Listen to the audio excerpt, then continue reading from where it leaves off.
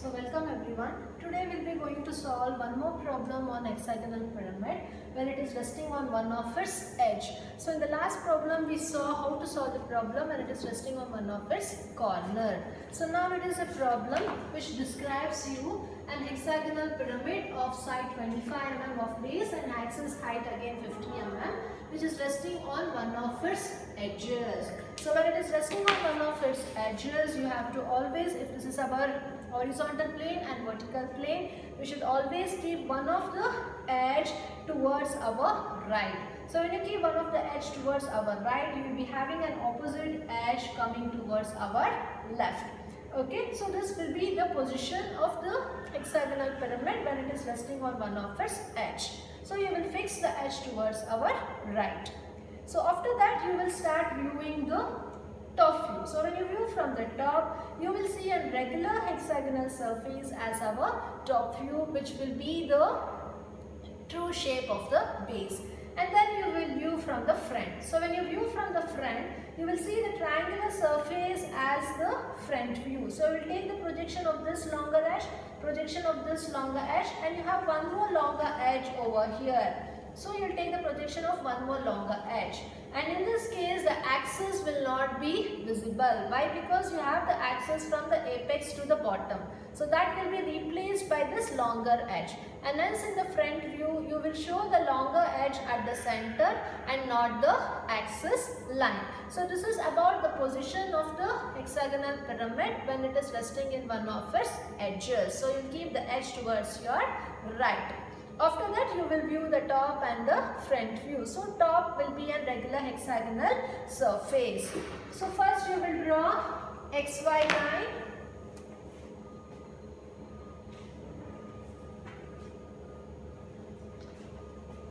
Write it as XY, BP and HP. It is resting on one of its edge. So we will keep one vertical edge towards our right. And the side of the pyramid is 25 mm. So measure 25 mm and show the dimension how much it is.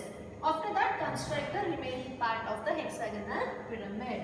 So you will take 120 interior angle from both the sides. So this will be 120 degree, this will be 120 degree. Then the side measurement is 25 mm. Measure 25 mm using the compass and just cut an arc. Here also measure 25 mm and you just cut an arc. So from there again you take an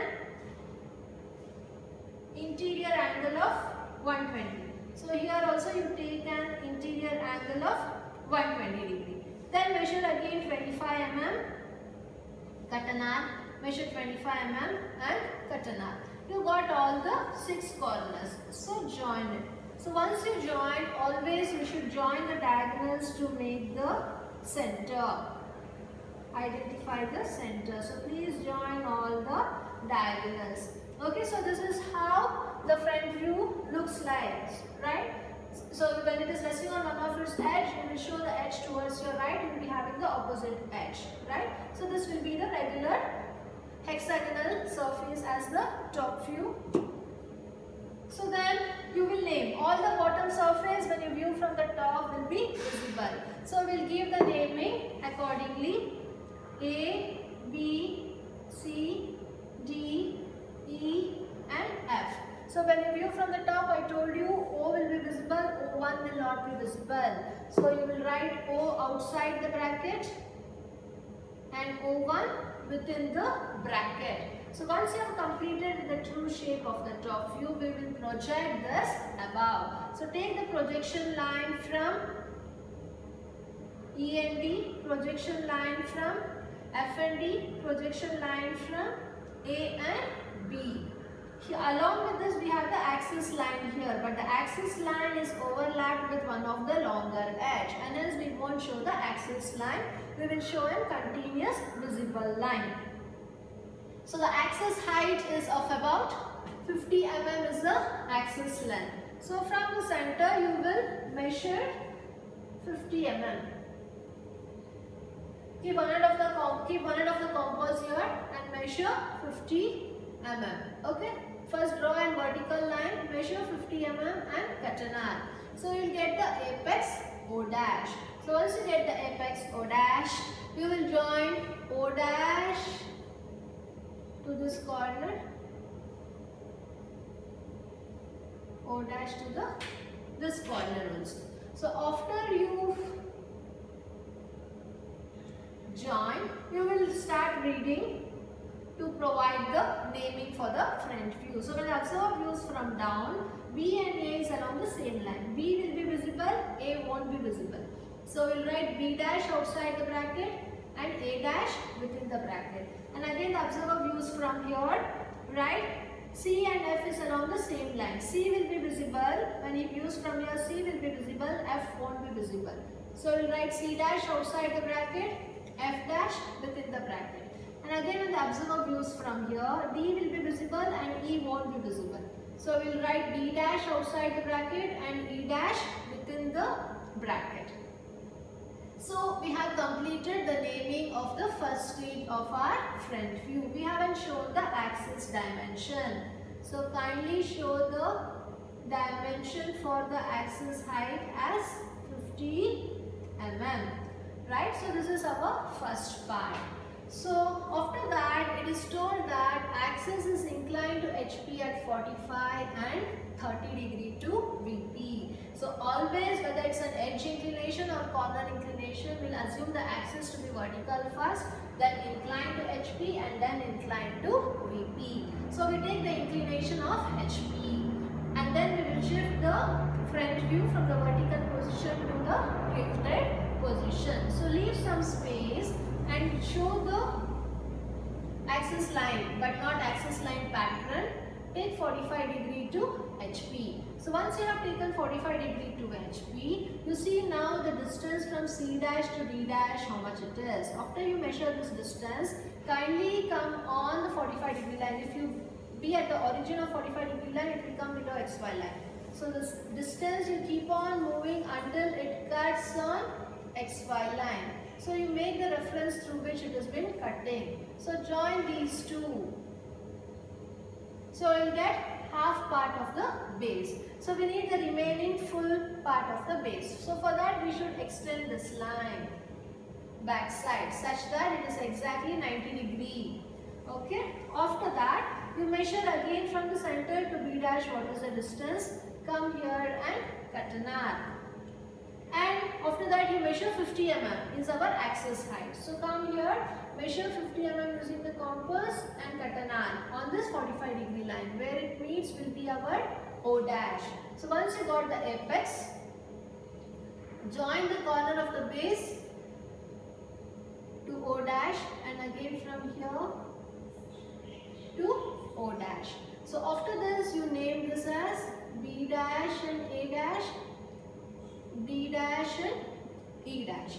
So once this is done, we'll take the projection down.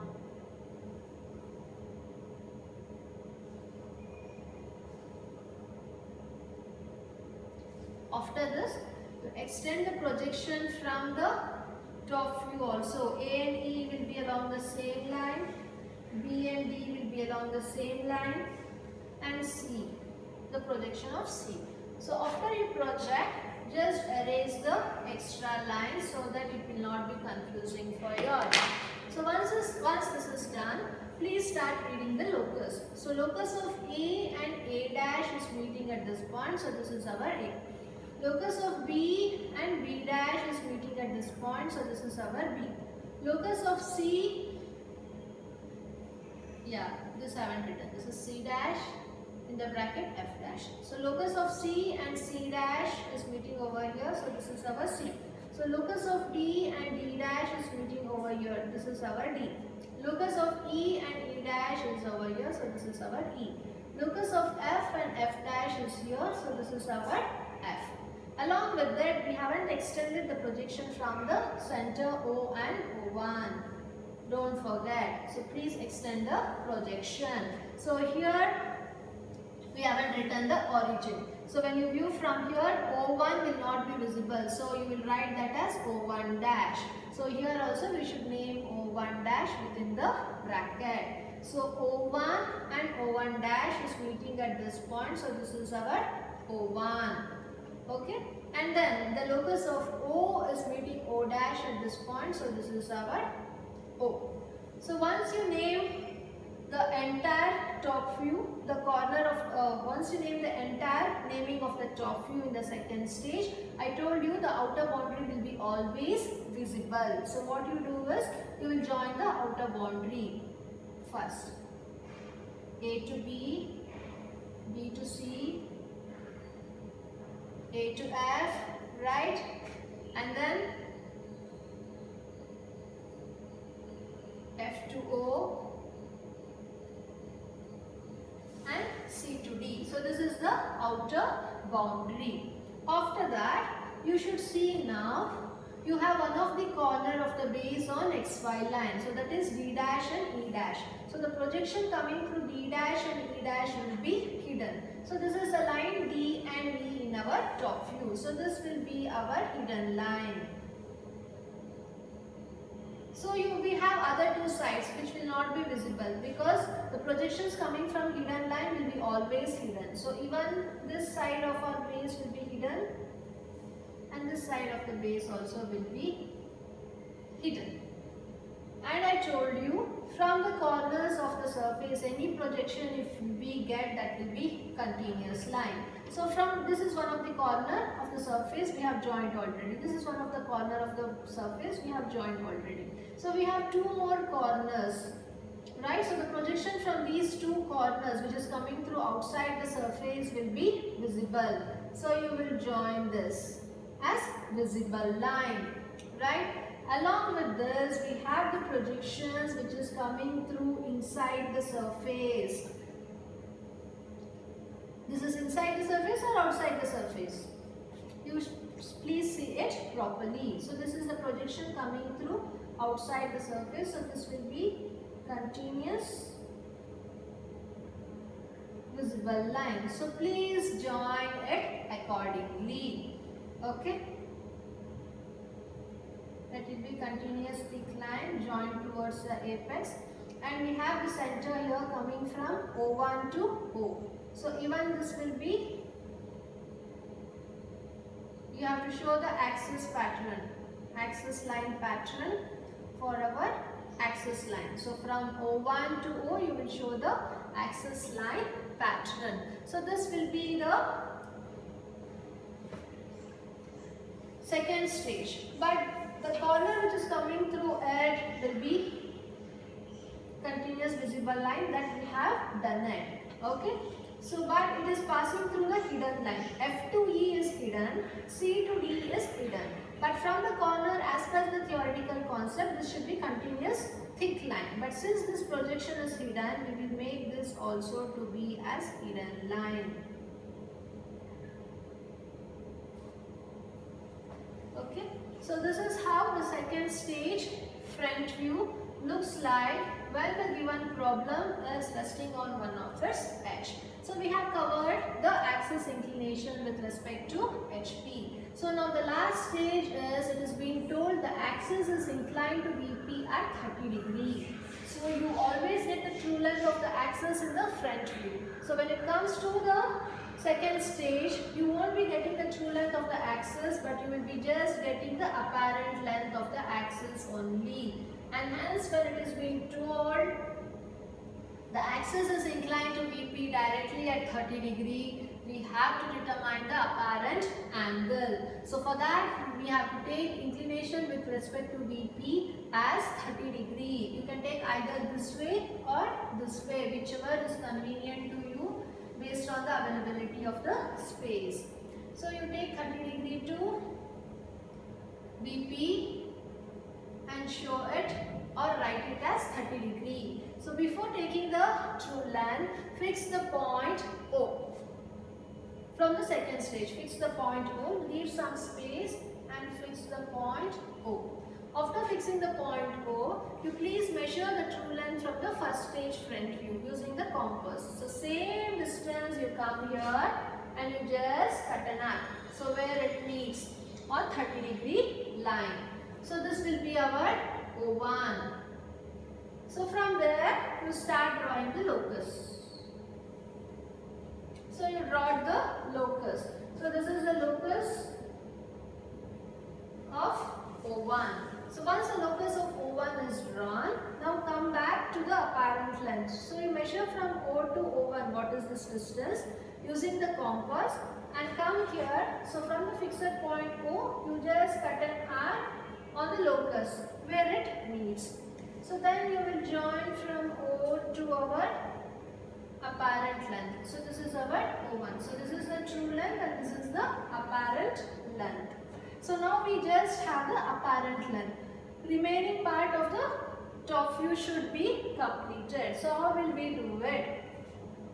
You just extend this axis backside. This is the apparent length axis, O1 to O, what we have got. So before that, let us find out the beta angle. So the apparent length, this is apparent length, you just extend that to our xy plane. So this angle will be our beta. So you measure beta, how much you are getting, and write within the box. So now once you got the axis, apparent length axis, so remaining part we have to construct. So you just construct this line backside so that you can try to trace out one of the side of the base AB. So I am just extending this apparent length backside. So please take the apparent length backside. Okay, you measure from O1 to this distance, what is that? Come here and just cut an arc. So you got this midpoint. So from this midpoint you drop an perpendicular line exactly. Here you will drop a perpendicular line. After you drop the perpendicular line, you measure from the midpoint to A how much it is. And just cut an arc. And again from the midpoint to B, what is the distance you measured? And cut an arc. So you got two corners, A and B. So this is our A and this is our B. And next we have origin, axis O1, right? So from O1 you can try to find out the two corners F and C. For that we need a vertical line passing through O1. So what we do is, this is our O1 with respect to the apparent length. So you just draw a perpendicular line passing through O1. So you just extend it because we don't know the distance where it meets. So once you extend, you measure the distance from O1 to F, how much it is. Come here and cut an arc. Similarly from O1 to C, you check what is the distance it is. Come here and cut an arc. So you will get F and you will get C. Right? After that, now we got four corners, 1, 2, 3 and 4. So remaining corner E and D is needed. E and D is at a certain distance from O1. So you measure this distance, how much it is. Okay, measure this distance, come back over here and just cut an arc. So you make the reference. So from this reference, you just try to draw a vertical line or a perpendicular line. Right? After this, after drawing the perpendicular line, you measure from the midpoint to E how much is the distance. Come here and then cut an arc. And again from the midpoint to D, what is the distance? Come here and cut an arc. So you got E as well as D. So all the corners of the base surface we have obtained. So in that three edges are visible. So write it in the visible line. So other three edges are hidden. F to E, E to D and D to C is hidden. So you make this as hidden line.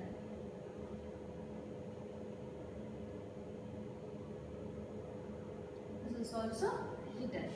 So after this, now it's our work to join all the corners to the apex, right? So from E to O is also hidden. So join this E to O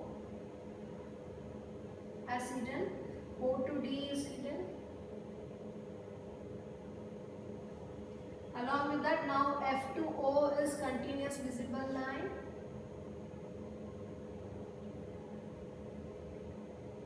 And C to O is continuous visible line. There will be very narrow space between these two. You have to see that you have drawn properly and give the naming properly such that it is visible. visible. And here we have the axis O1 to O. So you have to show the axis line. In our case, we have shown a center continuous line. So kindly show it as an axis line.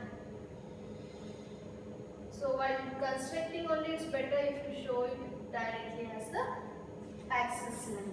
So now we have shifted the entire top view of the second stage as per our beta angle calculation. So after this, now we have to take the projection above. So you please take the projection from the apex O, C,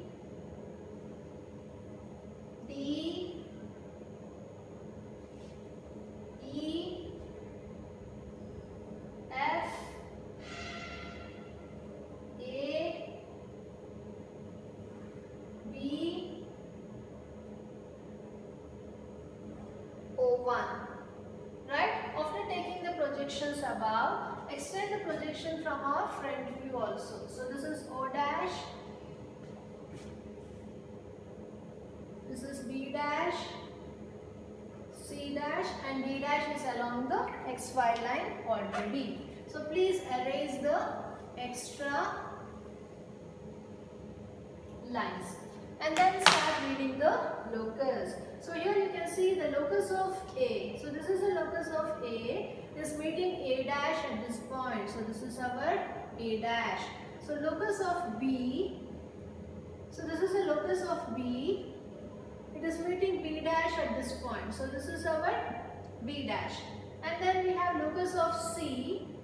It's meeting C dash at this point. So this is our C dash. And then we have locus of D.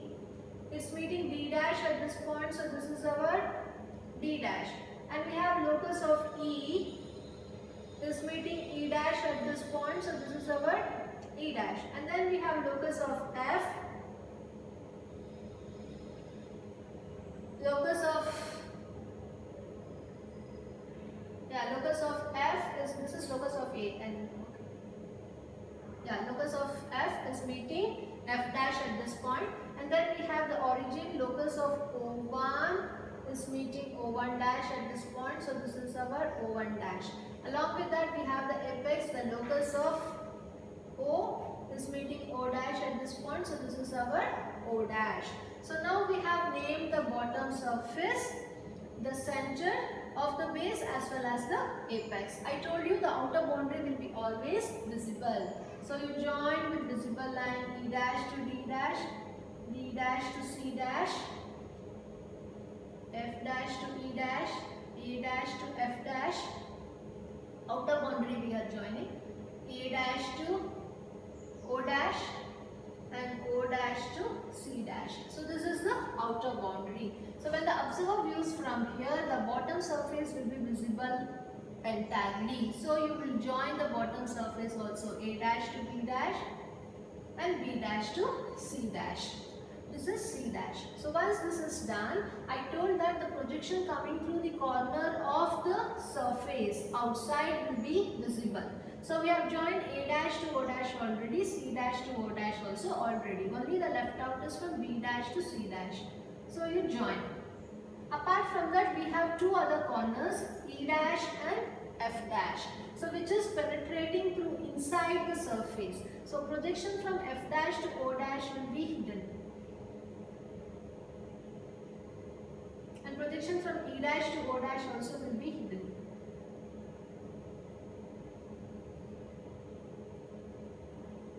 Right? Apart from that, we have the axis from O1 dash to O dash. So show the axis line.